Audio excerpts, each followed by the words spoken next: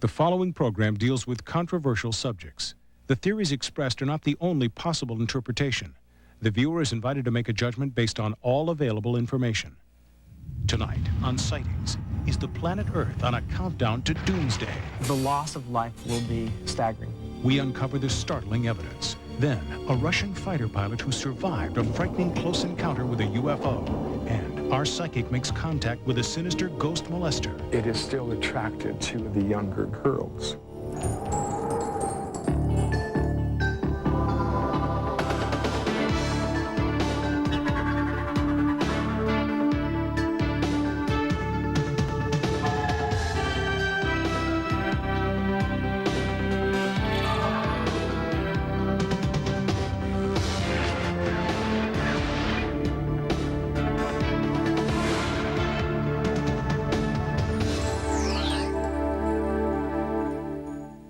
Welcome to Sightings. I'm Tim White.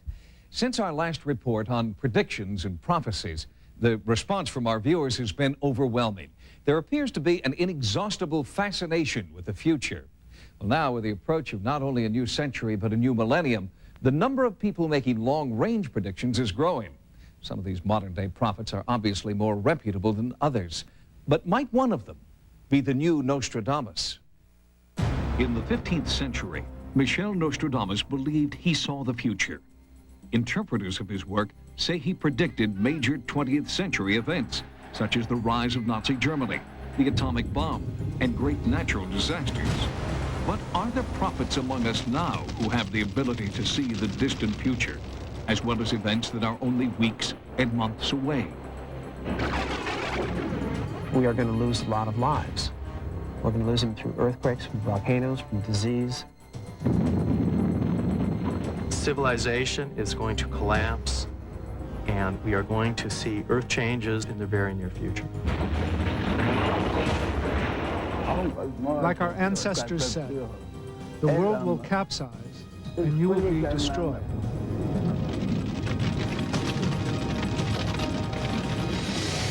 Gordon Michael Scallion and Richard Kinninger are contemporary prophets. Time may prove them to be heirs to Nostradamus' power of prophecy. Deep in the woods of rural New Hampshire, electrical engineer Gordon Michael Scallion claims he's been having disturbing visions since 1979. According to Scallion, the Earth is about to go through massive changes that will drastically alter the surface of the planet. And, he warns, time is running out. A spring of '93 would be remembered in the future as when it all began, and life changed as we know it. In 1998, perhaps sooner, the United States will look much different than today. 25% of its landmass will have gone underwater. We see Denver being a seaport. Portions of Louisiana goes underwater. The Great Lakes change, go underwater. Michigan becomes islands. Scallion claims to receive his visions while in a trance-like state, assisted by his wife, Cynthia Keys. He believes he can then communicate directly with the Earth. Scallion has a high rate of accuracy, predicting the devastating Hurricane Andrew that hit South Florida and the earth-shaking 7.6 Landers quake in California last summer. What's next? Scallion predicts the entire planet will be plagued by a series of catastrophes, beginning in California. The next event that California will experience will be a quake that will be greater than 8. It will create flooding. The bridges and highways, especially the bridges that cross other bridges, will come down. It is now, in my opinion, a 95% probability that it will occur between March and May 9th. Scallion believes this unprecedented quake and its crippling effect on California will be just the precursor of greater disasters to come. I believe a quake in the magnitude greater than 10 will divide California north to south and literally create islands. The loss of life will be staggering. We don't think that the largest quake possible is any larger than 9.5, and that's anywhere in the world. Dr. Kate Hutton is a seismologist at the California Institute of Technology, the world's leading repository of earthquake data. We've had several of those this century already. We had the 60, Chile earthquake, 9.5, and the Alaskan earthquake in 64, 9.2. Neither of those destroyed civilization. Despite scientific skepticism, there are many people who believe civilization will change forever after cataclysmic seismic activity. Author Richard Kinnicker believes that a rare planetary alignment on May 5th in the year 2000 will create forces great enough to alter the surface of the Earth. Everything will be changed everywhere. But that doesn't mean that all species will be wiped out or mankind will be wiped out. It just will be brought back again to basics. And probably many parts of the world will experience a Stone Age for maybe a generation or two. In 1973, Kinnicker founded the community of Stell, Illinois, where he gathered like-minded individuals who would prepare for the coming Earth changes in an apocalyptic future. The idea is really to be as self-sufficient as we can, because there will be times where the grids will be down and we won't be able to access power from the grid. Stell is trying to survive by the use of common sense, logic, and forethought. Although Kinnicker is no longer associated with Stell, he has formed a new community in Texas. It's called Adelphi and is home to more than 100 people who help in the construction and maintenance of the town. There are also plans to start a third community, named Philadelphia, on an island in the Pacific Ocean. There, his followers believe they can start a new cradle of civilization, if they can survive. The survival is best guaranteed by getting off the surface of the Earth for 3 days or so, by using the lighter-than-air craft of special design. There are many people in Stell and Adelphi who are planning to contribute towards the construction of such aircraft in order to get off the surface. Is there a scientific basis for any of these catastrophe prophecies? We're looking at what has been happening over the last 5 million years, and it would be very surprising for us to have it change suddenly now. I guess things do change over the history of the Earth, but I don't think it changes that suddenly. Dr. Hutton and most other Earth scientists believe in what is known as uniformitarian geology. That's the geology most of us were taught in school that suggests Earth changes occur gradually over millions of years. Author and archaeologist David Childress is an adherent of what is known as cataclysmic geology. Earth changes and geological change can happen very rapidly and suddenly. Mountain ranges and other Earth changes happen not over millions of years, but over in period of days or hours. The evidence for ancient catastrophes and cataclysms is overwhelming to us. For instance, it is a known archaeological fact that there are more than 200 sunken cities in the Mediterranean alone. Although conventional science discounts these prophecies, it is hard to ignore the accuracy of Gordon Michael Scallion or the sincerity of those who have formed communities based on the beliefs of Richard Kinnicker. Do they know something we have yet to find out? And should we pay attention to these prophecies? Perhaps the answer lies in ancient Zuni wisdom. The ancestors said, if you don't love each other and behave in a good manner, it may rain hot water. The stars may fall, towns will be destroyed, and the end will be near. Joining us now is clinical psychologist Dr. Terence Sandbeck, who specializes in the relationship between psychology and the paranormal. Dr. Sandbeck, if there's a prediction of doom or disaster, is there any evidence that people change their lifestyles, change their behavior because of it? Well, I think for the most part, probably most people don't change their lifestyle. But there are always the few who take it seriously and have to make some drastic change in what they do because someone has made some wild prediction. Why is it that people seem to be drawn to prophecies of doom and gloom more so than the upbeat and positive stories? It just seems to be the fact that that's what draws people's attention. Maybe it's the same reason we will follow a fire engine to a fire rather than a limousine to a wedding. We're coming up on the year 2000. Do you expect there to be an increasing number of prophecies? Of course. Probably more than we had in the year 200 and more than we had in the year 20. There'll be lots of prophecies.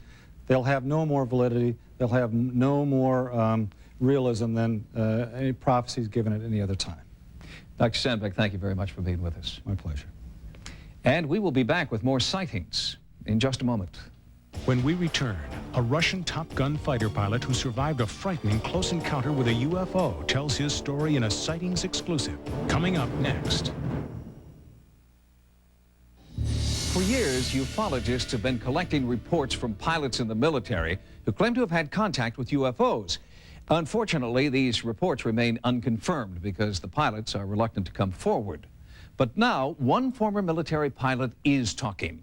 In Russia, Maxim Cherbakov was so convinced he'd been fired on by an alien spacecraft, he went to court to prove it. 2 years ago, a pilot in Russia came forward and told of a frightening UFO encounter. Risking ridicule, Maxim Cherbakov was determined to tell what he maintains is the true story of his bizarre experience. At 19, Cherbakov was one of the rising stars in the Soviet Military Flight Academy and became the Russian equivalent of a Top Gun. His flying record was impeccable until August 1991. Then, on 2 separate occasions, he had strange mechanical malfunctions in his jet aircraft. On one occasion, he was forced to eject. An investigation of that incident concluded that Cherbakov had acted calmly and rationally. But 12 days later, a third incident would change Cherbakov's life forever. 20th August, second shift. I made 2 flights with my commander, and third flight I made on my own. I gained an altitude of 3,900 meters. Then suddenly, I saw a ball in front of me, about 20 degrees to the right. He watched the object for several seconds. Then, as it came toward him, Cherbakov tried to radio the base. The light from the UFO was blinding. A sense of unexplainable fear came over me. On the back of my head, I began experiencing warmth.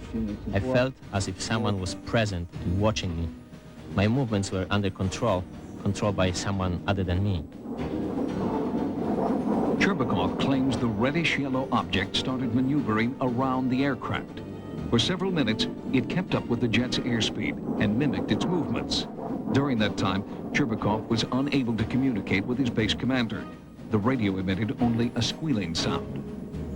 Pilot Cherbakov's description of the UFO moving relative to his own airplane is really quite common.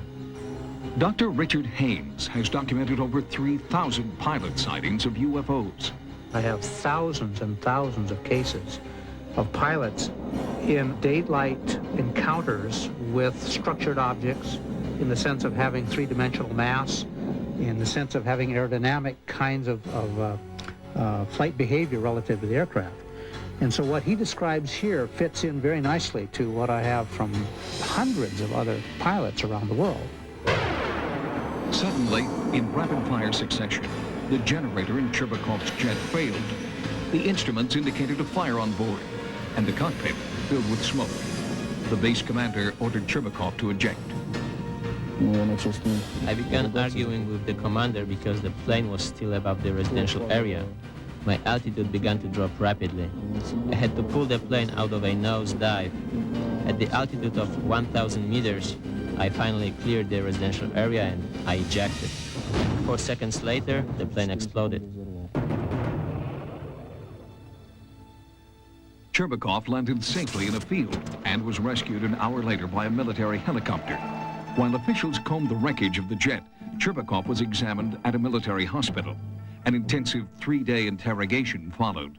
The interrogation was conducted with a sense of total distrust toward me. Right from the start, they told me that the first, the second, and now the third incident is all your own doing. Cherbakov was also interrogated by the KGB, who did not believe his story and charged him with insubordination and sabotage under the International Terrorism Act. Cherbakov claims the KGB threatened that if he did not tell the truth, he would be brought to trial, found guilty of terrorism, and shot by a firing squad. Vladimir Azhaja heads the Russian Center for the Study of UFOs, housed in the Ministry of the Interior in Moscow. Dr. Azhaja is considered one of the world's foremost experts on UFO phenomena and has studied Cherbakov's case. We concluded that Maxime has a normal, healthy psyche and is not inclined to fantasies. Retired Major General Albert Stubblebine is a former commanding general of U.S. Army intelligence. He witnessed and documented a hypnosis session conducted with Cherbakov by an American psychiatrist.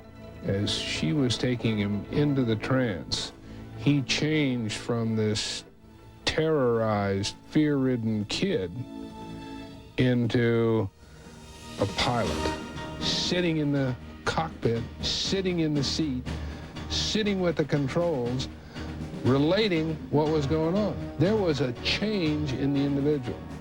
Anybody can fabricate. The question is, was he fabricating? And he struck me as a person who, in that situation, was not fabricating. Whatever it was that he was saying, he truly believed had happened to him. Maxime really believed he had not done anything wrong, in fact, had done the right thing, and desperately wanted this sorted out. Although affidavits to that effect were presented at his court-martial hearing, the court still blamed Cherbakov for the destruction of his aircraft. But the military prosecutor admits that some of the evidence of Cherbakov's innocence was very convincing. From the beginning, I had doubts about the truthfulness of Cherbakov's statement.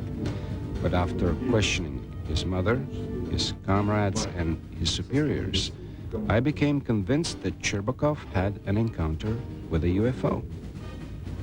In January 1992, the case against Maxime Cherbakov was dropped. But despite this vindication, he was not welcomed back into the military. There is no training for pilots to deal with such encounters. The older pilots told me that a lot of encounters happen, but they don't speak about them. I feel that I'm missing something from my soul that I want very much. My love for the planes and flying has remained and will continue to remain. Did Maxime Cherbakov see a UFO? We may never know the answer, but one thing is clear. Maxime Cherbakov ejected only after he saw that his jet would avoid populated areas below. There is now a movement underway in Russia to award Cherbakov with a medal for heroism.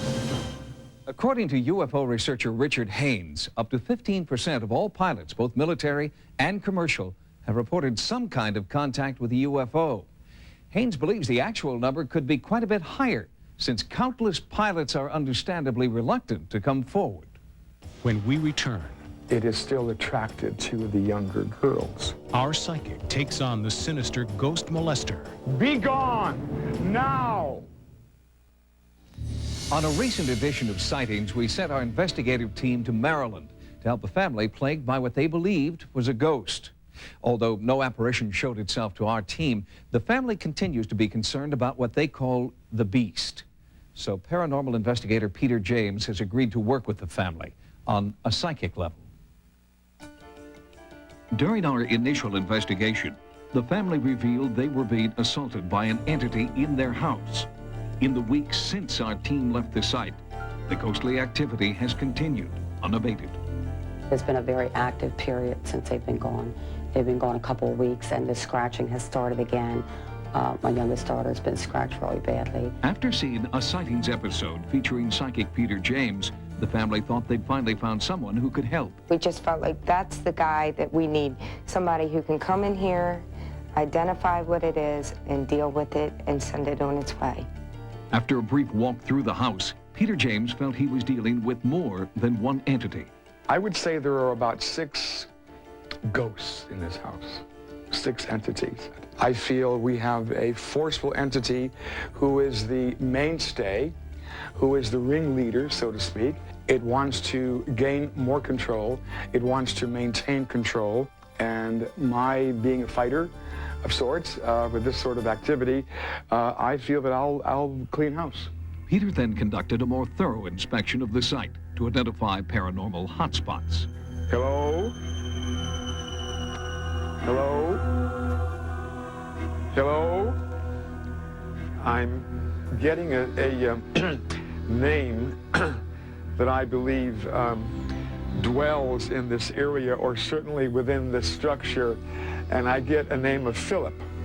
I also receive a name of Patrick. I am rather saddened by the vibrations that are here. I feel a lot of sadness tonight, but this is truly one of the hearts of the house. The family confirmed that the laundry room and the basement were two areas where particularly bizarre events had occurred. Peter was also drawn to an upstairs bedroom. I am also picking up a female entity who is loving and that is peaceful, that I believe that dwells here, not in this room necessarily, but throughout, and I get the name of Rebecca. And she is with a child, and I believe it is a boy child, and the child answers to the name of Thomas or Tommy. Next, Peter attempted to contact the entity directly and rid the house of its presence. I am receiving a name that, from this forceful entity that begins with a D, and I believe this entity's name is Daniel. Daniel, I am in control here. You are no longer welcome here. Your energy is beginning to weaken now. Be gone now. After Peter James' investigation, the spirit activity in the house stopped. Sightings then conducted a search of area land deeds and real estate records and found a startling document. Peter James, who had never even been to Maryland, had correctly identified the name of the original landowner, a former police chief in the area, whose first name was Daniel. Peter believes Daniel's spirit is the beast that terrorizes the family. He is continuing to stake his claim to this property. He believes that this house is his and this land is his, and they're invading his possession. If you've had a paranormal experience like the Maryland family in this segment, or captured something unexplainable on film or videotape, our Sightings investigative team would like to know. Call 1-900-740-SIGHT. Each call 75 cents a minute. Average call lasts 2 minutes, and you must be 18 years or older. Join us next time for new investigations into the unexplained. For Sightings, I'm Tim White. Stay tuned for another episode of Sightings. Tomorrow, after Cops, get as close to the action as you'll ever want to be. When a blazing wall collapses, firefighters battle the flames to save one of their own. On Code 3, part of A Full Hour tomorrow.